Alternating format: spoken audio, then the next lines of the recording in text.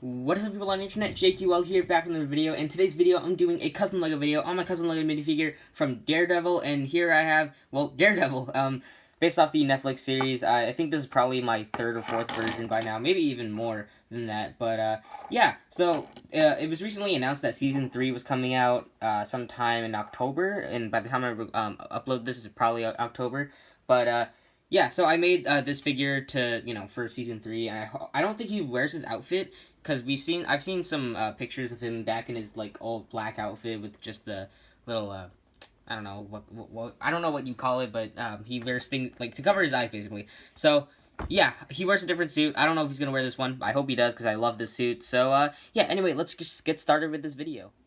Alright, here is the man without fear himself, Daredevil. I'm really happy with this version of Daredevil that I've made, and I think this is definitely my favorite, or rather the best, Daredevil custom I've ever made from the Netflix series, because I've definitely made a couple versions before, and those were probably, well, they weren't that great, I'm not gonna lie. So I think I have another Daredevil video on my channel with Punisher too, so if you want to check it out, I mean, please don't, because I don't like that video, but if you want to check it out, it's somewhere on my channel. I'm not going to link it below, just because I don't want you guys to check it out, but if you do want to check it out, you can find it on your own, because yeah. Anyway, let's start off with the mask. The mask is basically a Batman New 52 cowl. I just took off the bat ears, sculpted my own, but I heavily sanded the entire thing just because it looked a little unproportionate. It didn't look exactly like Daredevil's mask, so I had to sand it a lot, and you can see I also did paint his eyes under there, and I did paint the face you see there. Not my best painted face, to be honest. I think I could have done a little better, but I just kind of wanted to finish this figure already, so yeah, you can see I just painted all the other details you see there, and I also painted on the top of his mask right there. It's kind of hard to see because of the glare, but yeah, I did paint the entire figure in my own dark red color, by the way, so yeah. Also, the horns are sculpted. If you want to know what I use to sculpt, I've said it in all my videos. I use Procreate to sculpt. It's basically this stuff you can find on Amazon or whatever. If you can't find it there, just Google it. I'm sure you can find it somewhere.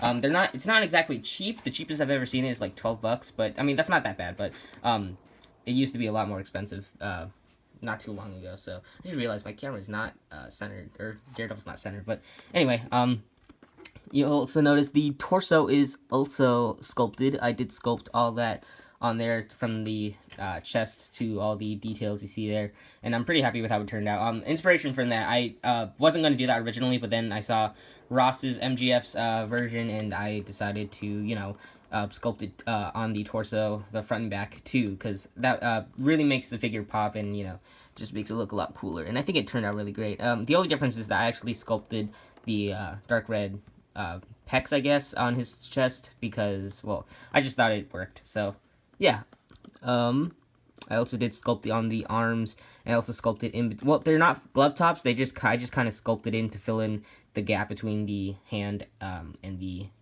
arm. I guess that's called the wrist, never mind.